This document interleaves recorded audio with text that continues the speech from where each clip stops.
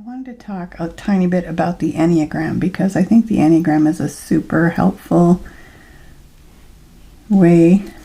I don't know what to call it. It's not a personality test. It's much deeper than that, but it's a great way to understand yourself and other people and move toward healing.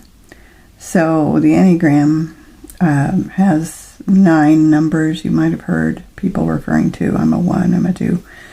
And the numbers have so many different things to learn. I've been studying for 10 years and there's still so much to learn. So I'm going to talk just a bit about it, but I want you to know that I really think the least helpful way to find out what your Enneagram number is to take a test online. A lot of people do that, just hold the results really lightly because they're probably wrong. The most helpful way to find out about the Enneagram is to take like a weekend training somewhere where you can really process it.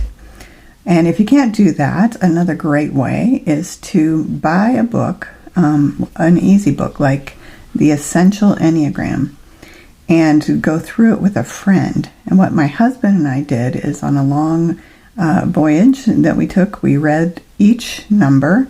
Then we tried to find someone we knew who sort of typified that number. And that became like, our number 1, our number 2.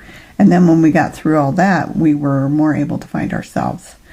What the Enneagram shows you is like what you're doing when you're doing well and where you go when you're not. So you might call that your light side and your dark side, or your true self and your shadow self. Anyway, that's the most helpful thing about the Enneagram is learning to heal your shadow side and to live into your light side. So I just want to show you a couple other books that are wonderful and tell you about the Enneagram Institute, Ross Hudson and Don Rizzo, I think. Yeah, Don Rizzo originally started the Enneagram Institute. You can go on there and read tons of information. They're great. But here's a couple other books. I really like The Sacred Enneagram by Chris Hurwitz, and he pairs contemplative prayer practices with Enneagram numbers. And Alice Freiling's Mirror of the Soul, A Christian Guide to the Enneagram, is a very accessible book. If you're interested, I can talk more about the Enneagram later, but that's just an overview of how to find the resources to actually get into the Enneagram.